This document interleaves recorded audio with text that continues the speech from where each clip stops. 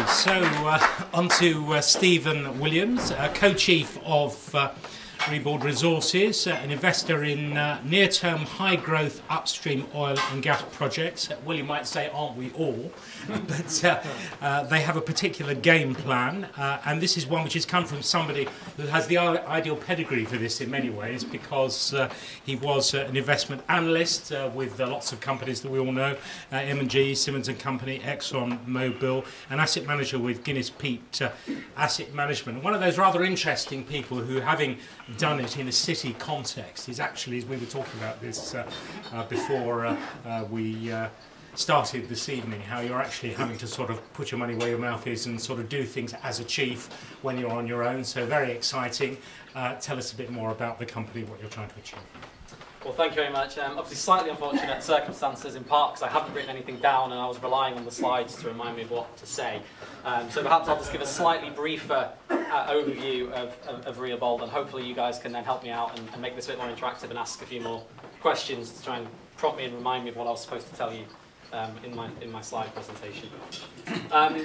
So we're relative newcomers to the junior oil and gas space. We really launched Reabold, or the Reabold strategy, in October last year, with the aim to provide funding for high impact but de-risked appraisal drilling opportunities. We've spent 9 months building a portfolio. We've got 6 distinct projects now in that portfolio. All 6 are independent of each other. All 6 will be drilled this year. So we've got 6 wells drilling in the next 6 months. All of it's fully funded. So we look forward to be able to give you 6 drilling results in the next 6 months. There's a considerable amount of embedded value in those projects, assuming that they go well, and we're looking forward very much to be able to give you those results shortly.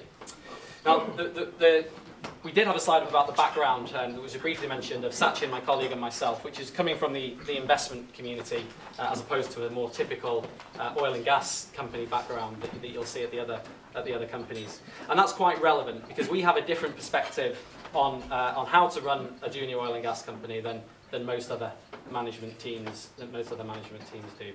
Now, the Rio Bold strategy is really 3 different strands that came together at the same time. So firstly, we saw an industry environment where pre-cash flow upstream assets were completely starved of capital, and that was indiscriminate about whether the projects and the assets were high quality or low quality. So what we saw was very high quality assets, high quality projects that were stuck for a number of years because there was no capital to take them forward. And this is despite the fact, and this is what we heard from Malcy earlier, that returns are extremely good at the moment. So we have an opportunity at the moment to deploy capital into these high quality projects when the entry price to get into the project is extremely low, the operating costs are extremely low, and the returns are extremely high, the best we've seen for many years in the oil and gas industry. So that was the first thing, that's the opportunity we saw, and we thought, can we fulfill this and can we find some capital to put into some of these projects and take them forward?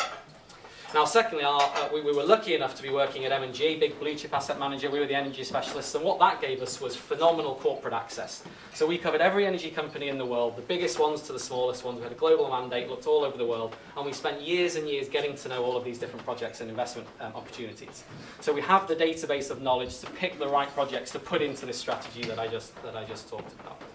And then thirdly, on top of all of that, we, like many of you, had experienced an extremely frustrating time investing in oil and gas companies over the last few years. Now, why was this frustrating? Not just because the share price went down and everything, well, that was obviously not a good start, but the really frustrating bit was we were getting right what we thought would be the hardest bit, which was finding the right projects. We were getting involved in good quality projects, the oil companies were doing the right things, de-risking the asset, taking it forward, and yet inevitably the share price would fall 90%.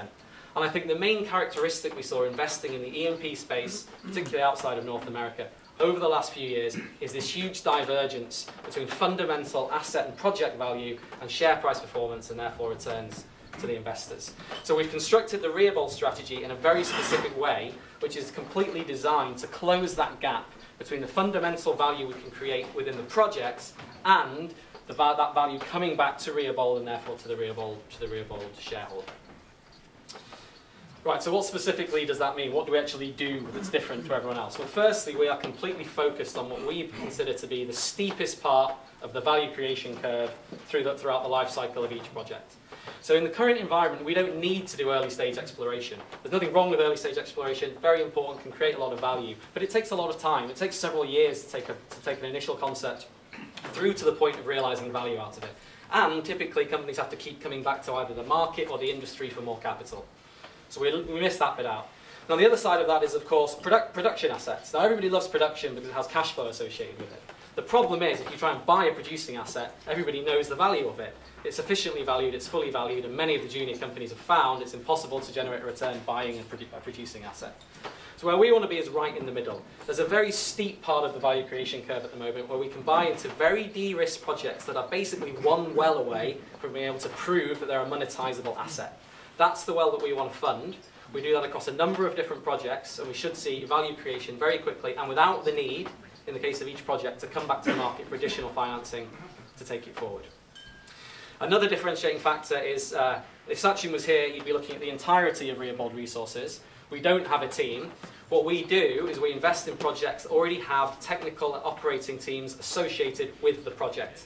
Now, firstly, that allows us to keep our corporate costs extremely low and preserves all of our cash to actually go into the drilling. But just as importantly, it allows us to be very flexible, to keep layering on these different projects, so I've been able to achieve exposure to 6 different projects all at the same time. And equally as importantly, it will allow us to exit those projects. We don't have to worry about the team and the capability of how that works. We just exit the project that still has the people associated with it. And that brings me nicely on to the final point of differentiation, which is our willingness to exit projects at the right time. So we do not have we do not measure ourselves by common metrics such as reserves or even production growth. We measure ourselves purely on cash. So the idea behind the Reabold strategy is to put cash into projects and then take as much cash as possible back out of it again that can then be recycled into the next set of projects or distributed to shareholders at the appropriate time. Okay, well, thank you very much indeed. That was a remarkably swift and interesting summary without slides as well, so thank you. I have one immediate thought out of that. Maybe we can see what Malcy thinks about this. But we heard at the beginning from Leo, they'd moved into some assets. They thought the management was a bit sleepy, a bit tired, they've been there a long time. You're relying on sort of existing management around wells and things. What if they're not up to scratch? That might actually stop them getting that strike or that gas that you need to generate the revenue. That's right. So part of our project selection is making sure firstly that the rocks are right and the rocks will produce as we expect them to, but also making sure there is a capable management team ready to take it forward. That is part of the project selection, not dissimilar to how private equity works in terms of backing management teams alongside particular assets and relying on that management team to take them forward in an operational sense. I should note that you mentioned sort of sleepy management. I think that is a function also of the industry that we've seen recently. Whilst on an operational level, the actual operating of the assets in the field is left to the hands of the separate operating company. The strategic direction of the companies we're investing in is dominated by us and by our capital going in. So we take a lot of care to structure the agreements we have with these companies very carefully to make sure that the strategy is in place and that we can govern the use of our capital to make sure it's efficiently deployed and to make sure that Reabold sees the value of that return when the asset is drilled. But of course, you're not geologists, you're not oil people. Do they take kindly to chaps in suits telling them to do the job better? That's an interesting point, and again, that comes back to our background. So we were at M&G, we stuck with this sector, we stuck with junior E&P companies where no one else in the city cared about them because it was impossible to make money because they were in free fall. A lot of times companies were coming around on roadshows. We were the only institutional investors who took a meeting with them. That was it. They only got to see us. Nobody else cared. We as a result of that, have extremely strong relationships throughout the industry. And that's a key part of the Reabold story, really. That, without those relationships, it's very difficult to get these deals done. Malcy, is this different to what you see with other companies? Yeah, it's a whole new model, and that's why it went straight into the bucket list. And I think that the excitement of 6 wells, the Corallian wells, I think they look exciting, but also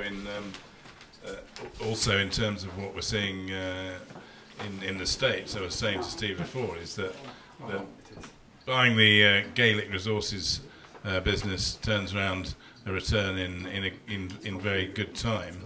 So I like the way you've got the spread across and in Europe as well, Romania.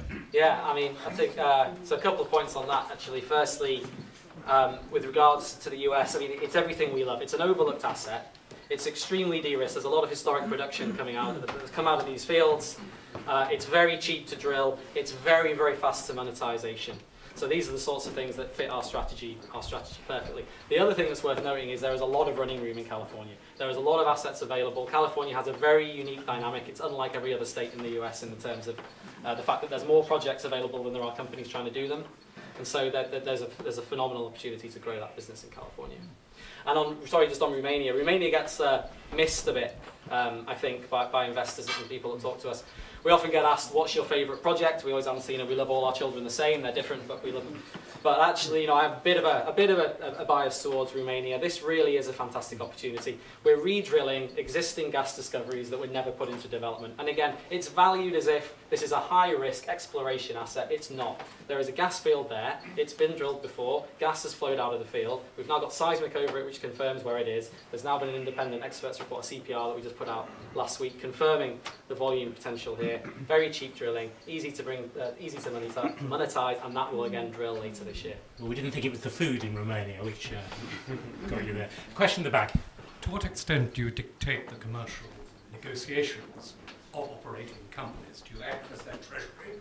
Do you dictate to them exactly how they should negotiate their commercial contracts? It varies, right? I mean, the more day-to-day and operational it gets, the more we leave it to them. And the bigger and more strategic it is, the more we try and take control of it. The key point, really, in terms of what we try to control, is the use of the capital that we provide.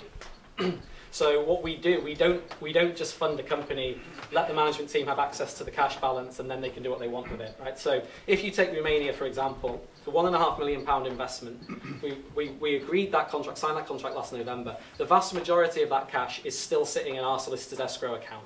They don't have the cash yet. That cash is tied to a very specific drilling event.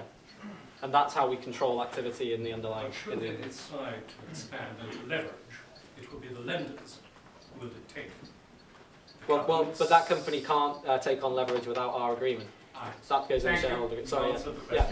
So in the typical shareholders agreement, given the size we are, we're a major shareholder in all of these things as well. We have a lot of, I guess it sounds bad, but it's reality, we have a lot of negative control. So there's a lot of stuff the company cannot do without our say-so. So we have anti-dilution protection, major asset transactions can't take place without our approval, leverage can't take place without our approval, etc. Question at the back. Yeah, Steve, sorry, hello. Yeah, hello. You mentioned that you won't be frightened to sell your position. How do you go about doing that? Is it through public companies? Are you 100% owners of these companies, or how do you manage it? Because in Corallian, for instance, if it's a discovery, would you consider selling your position in Corallian? How do you go about doing that? So it depends, and if you take Corallian as a good example, it really does depend. There's a whole host of outcomes that could follow a successful drilling event, so we are not predefining the most likely way of monetization of that asset, but I guess what I'm trying to say is that conceptually we are very open to the idea of recycling and moving out of those assets, assuming the valuation is correct. Of course, we don't have to. We're also in that luxurious situation that we have a portfolio of assets now which have different characteristics associated with them. So assets like those in California are monetized simply by putting them straight into production.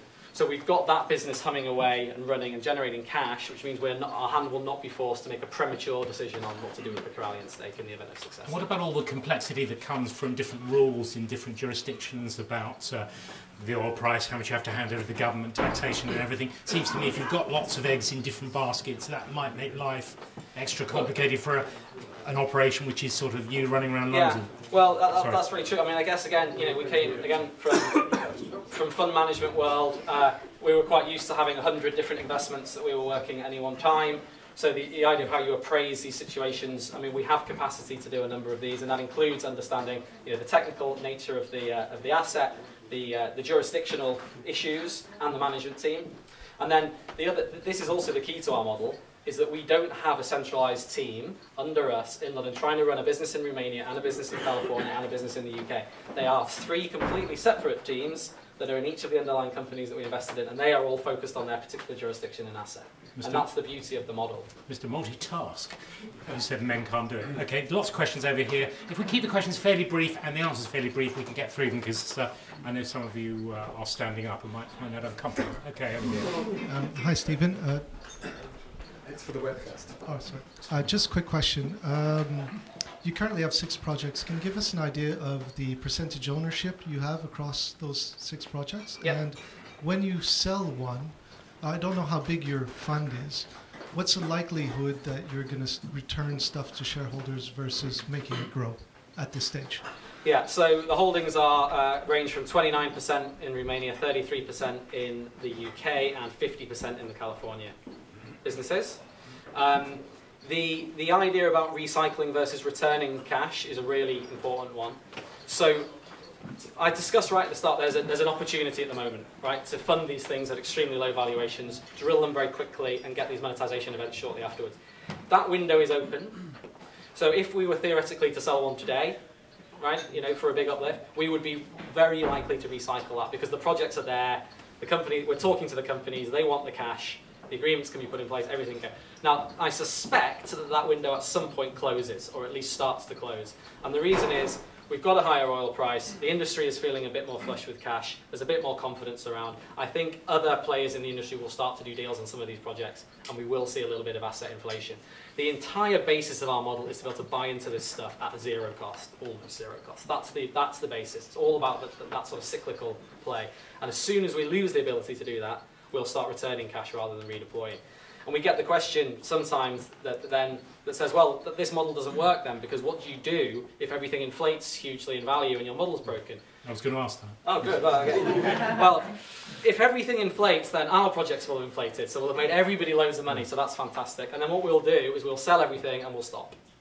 We have no issue with walking away from this business once the job has been done. This is a cyclical play. There's no point in riding everything up and then being fully invested when everything collapses. I mean, that doesn't make any sense. There's another question in the middle somewhere. I'll come to you next because you did ask one before. But, no? All right. Okay, this gentleman here then. The question that I'd like to pose is that the key thing here in terms of your structure is to exit. So when is the actual ideal time that you will be exiting? And so could you talk me through the process that you'll be taking for that, examples, etc.? Yeah, so the ideal time, again, conceptually, because it differs asset to asset, is I talked about this value creation curve, and the value of an asset bubbles along very low value in the early stages of exploration. At the moment, it doesn't go up as things get de-risked, and so you get it right to the point of it's now basically a production project. And then the value shoots up and reflects production in a $70 oil world, right? So what we want to do is get up that curve and then look to exit. Now, when we say exit, it doesn't necessarily mean we have to sell out. In the case of California, for example, those wells will go immediately onto production, and the monetization route there is to produce, right? So it differs asset to asset. In the UK, it's a slightly different story because they then become development projects that require sort of tens of millions of dollars for us to hold our corner in terms of funding the development. And we think there's more efficient use of capital than that. So they're ones where we are more likely to consider either exiting or just letting ourselves be diluted down in the event of successful drilling. But again, there's lots of different options. So if Corallian drills a success on Colta, for example, the asset could be sold, the company could be sold, as in Corallian could IPO, we could stay in, we could get out, we could sell our share. I mean, there's a whole host of different ways of getting out. But what we will be looking to do is maximise the cash return on our investment. Okay. Any more questions? Okay. Just one very brief one from me for Malcy. Well, Stephen, I'd get your take on this as well. I know you're very reluctant. We talked about this earlier. You know, you pick these companies, and your track record is excellent. You find it much more difficult. It's not your bag to do the timing. Of course, all investors want to know the timing. They don't want to be sitting on a stock that doesn't do anything. Just tell us a little bit about how you read the RNS, the results, everything that's coming out from companies. What are the signals that give you confidence or make you sceptical about a company in this space? Briefly, the confidence is just unearthing the value, where I think that longer term that there's a significant value that you can see, whether it's in Reabold stuff or Lancaster for Hurricane or in Echo or so on. And the timing of it, as I said, is a different ball game. But the cynicism comes from managements that either won't meet you or pass you on to other people. And there are plenty of those. I won't name them, but there are a number of them that you just don't. I won't write about a stock where the CEO won't meet me, and I think that's fair enough. And it's usually proved to be right. So, you know, you have to be cynical because I look at 100 stocks. Mm-hmm. And I guess your relationships with investors, the kind of way you do that is borne out by your own experience of working with companies? Yeah, in part, and I think the one thing, or one of the main things that frustrated us when we were on the investment side until recently, and I think is very true today. Obviously, I won't name specific companies, but what's frustrating for us is to see companies just not doing stuff, just doing nothing. I mean, there's a sense in the industry, there was a big panic, the oil price collapsed, exploration couldn't get funded, farm outs dried up. So there was this sense of retrenchment and do nothing, and everybody retreated behind their doors, didn't speak to anybody, didn't do anything, and we saw cash balances basically dwindle away in G&A and nothing get done. And it's at the bottom of the cycle that it's hardest to do stuff, but it's at the bottom of the cycle that the best rewards are earned when you manage to carry out activity. So I think the key thing is just making sure that companies are getting after the opportunity that's in front of them today. Okay, well, Stephen, Malcolm, you've done very well in difficult circumstances. Thank you both very much indeed. On behalf of London South East, I'd like to thank you all. You've been very patient. Obviously, it's been difficult for us. It's been brilliant that you've rallied round. I think we've heard as much as we would have heard. It's been an excellent session today. Don't forget, lots of content on the London South East website, not just on oil and gas, but there's stuff there on natural resources, biotech, Bitcoin, and more. Obviously, watch out for further events like this, and thank you very much for coming. Yep.